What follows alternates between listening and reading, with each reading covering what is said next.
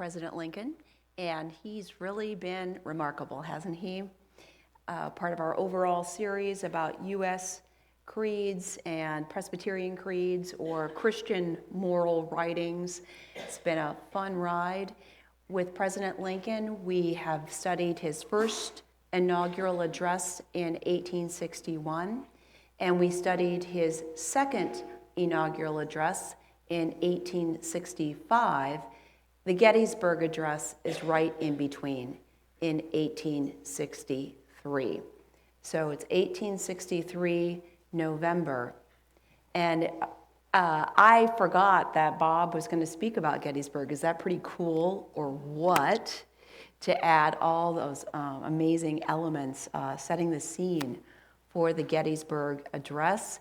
So the Civil War has been going on for a couple of years, a terrible, heart-rending battle.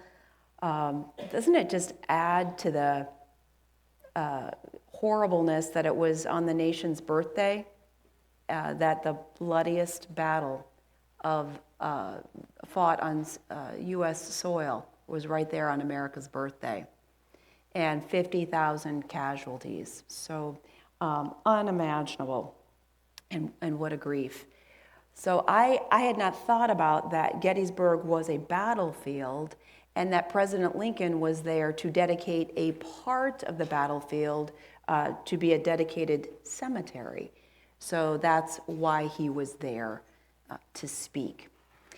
The Gettysburg Address is super short. The PowerPoint we had is about half of it, maybe a third right there. And the Gettysburg Address opens very famously. Does anybody know how it opens? 7 years ago. Our fathers brought forth on this continent a new nation. So what was 7 years prior to his speech? The Declaration of Independence. Conceived in liberty and dedicated to the proposition that all men are created equal. So I would observe that President Lincoln opens the Gettysburg Address by quoting or evoking the Declaration of Independence, which is the start of our study right here. Then President Lincoln closes his very short address that this nation under God shall have a new birth of freedom, and that government of the people, by the people, and for the people shall not perish from the earth. So this government that would be people-led and people-oriented, where's that government? Where's that written up? The second document that we studied, U.S. Constitution. So I thought it was pretty cool. He starts with the Declaration, evokes that, and then he ends evoking the Constitution. We, the people, in order to form a more perfect union, establish justice, ensure domestic tranquility, etc. So it opens and closes with source documents of our country.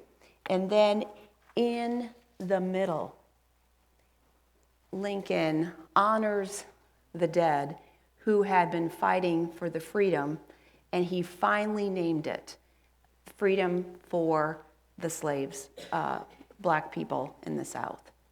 And he named it, he talked about liberation more overtly.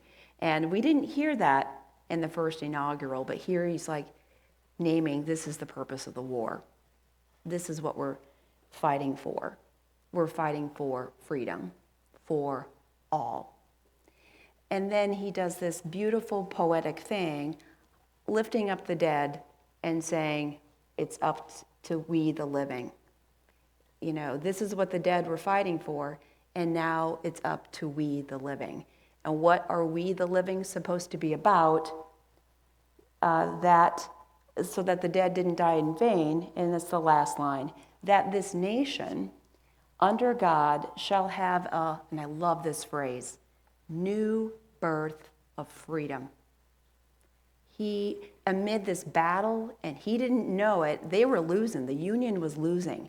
And actually, Gettysburg, from one thing I read, made it sound like the tide finally switched. But the war went on 2 more years, but the Union finally gained traction with the battle at Gettysburg. But he didn't know that. It was a horrible situation. But yet Lincoln had a vision, and he had new words to describe this vision, to summon people that out of this horribleness, the U.S. could experience a new birth of freedom. And what does the new birth of freedom look like? A government of the people, by the people, and for the people. And so that way will not perish from the earth. So he had this, call him a cockeyed optimist, that this grand experiment called the United States, out of this you think around the world, they're like, see, they tried something and what a fail. Nice try. Maybe you should try monarchy again. But Lincoln's like, we can get through this. And we need a new birth of freedom. So that word freedom made me think about where in the Bible does it talk about freedom. And one of the most famous parts is in Galatians. Paul writes, Galatians 5:1, for freedom Christ has set you free. So Christ's mission was to set all people free. And then Paul says, but why are you submitting to a yoke of slavery? So he was pointing out the illogic that Jesus had set people free, and they were starting on their course of house churches and understanding the good news, and yet people were succumbing to, quote, slavery. There was a dispute going on in that early church, and for those of you who have been aboard, you've heard of it. It was the circumcision and uncircumcision battle. Anybody remember that from previous study? So Paul was like, uncircumcision. You don't need to be circumcised in order to belong. And he was a fierce defender of that. He said that it is about the grace of Jesus Christ. It is not about a ritual. So he was an eloquent advocate for that. But there were some who thought that, no, you must be circumcised or you're no good. This will not work. So it was a big dispute. But Paul says, even in this dispute, whether you're this or that in the dispute, it means nothing. The only thing that is worth anything is faith working through love. Faith working through love. Not what side you're on, but is there faith working through love? His idea of freedom is Jesus gave us the gift of freedom for all people to be free, to be loved by God and live in grace and not be handcuffed to old tradition. And he said, well, if you're going to be legalistic about it, the whole law can be summed up as, did you catch that? What's the whole law? Love your neighbor as yourself. As John Calvin said, how can you know if someone loves God? When you see they love their neighbor. That proves it. So Paul says, love your neighbor. That is the sign. So Paul starts by saying freedom is a gift from God. Then he goes on to say, reality, there's tates in the world. What's the tate that takes away freedom? A dictator. So there's a reality of that in the world. I don't get it. Why would any human deny other humans freedom? It's reality. It happened here in the Civil War, happens here now. It's just humanity. We have to be wise that there's the gift of freedom and there's people who take it away. So Paul is saying, don't go along with this willingly. Wake up, people. So there's people who take freedom away, maybe out of whatever, greed or whatever. And there's other people who listen to them and think, oh, maybe that's the way to go. I mean, grace, that just sounds too easy. I think I have to punish myself a little bit, and that'll make it more real, and I'll get in with these powerful people. Paul says, oh, isn't it great? I made the liturgist say, I wish those people who were leading you off would castrate themselves. Did you catch that, grown-ups? So it was a hard fought, it was a spicy battle going on there. But Paul's like, wake up, everybody. Wake up, freedom. And so he's cautioning them about what freedom is and not to succumb to oppression. Then the last part of Paul's writing in Galatians says, and when you experience freedom, don't use it to beat up other people. Don't abuse other people with your freedom.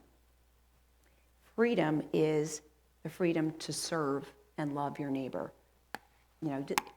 I'm not making it up, just read it. Freedom is letting the Spirit, living by the Spirit. Freedom is love, joy, peace, patience, kindness, generosity, self-control, those fruit of the Spirit. That is freedom. I think we live in a time where the United States and maybe the whole world needs a new birth of freedom. I was thinking in the last 2 weeks, I have heard about oppression right here in Omaha. One story I shared with you a couple weeks ago was our food banks are raising an alarm that there's not enough food. And the session did a little study. Why don't the food banks have enough food? Our government is restricting access to food. That doesn't sound like a government that is for the people. And it doesn't sound like loving our neighbor. Story one. Story two. I just heard this story, and maybe it'll make the news, that an Omaha resident, a U.S. citizen, was quickly moving from one job site to another job site and left his wallet behind. He was picked up by the government and disappeared for a month. No one knew what happened to him. And so he's been released, and it was some sort of ICE-related detention. He was a U.S. citizen, disappeared for a month. That was our government. That does not sound like a government that is for the people. It does not sound like loving our neighbor. That's in Omaha. Third story, talked to somebody recently who is a, what is a POA? Power of attorney for an elderly relative. And she told me that she spent, I'm trying to think, she said 3 or 4, she's like, I'm not exaggerating. I spent 3 or 4 days on the phone, etc., for my relative. The relative was moving 50 miles away. Okay, elderly relative moving 50 miles away. But it was across a state line. And so this power of attorney spent 3 or 4 days on the phone with Medicare, sorting things out, just so that this frail person could have health care. I mean, all that work.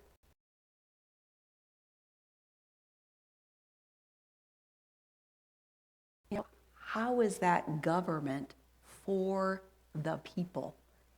Gosh, isn't there something else we could do? And as that's our government. And then for us as moral people, just thinking, is this showing love for our elderly neighbors?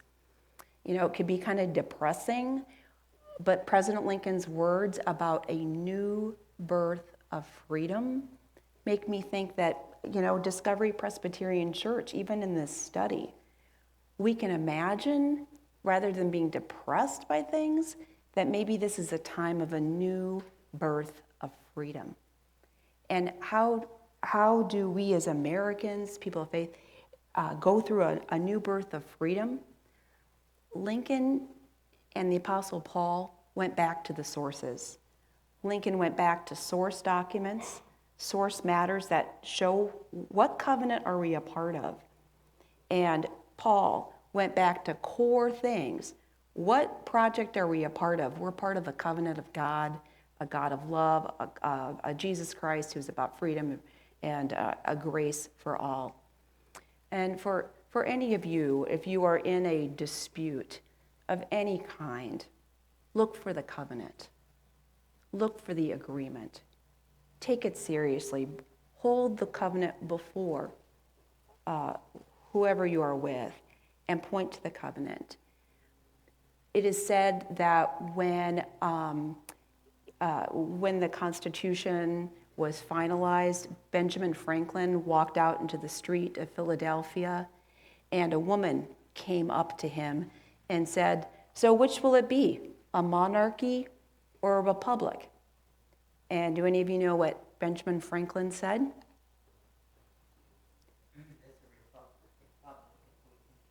It's a republic if you can keep it. Let us be keepers of what those who have gone before us fought for.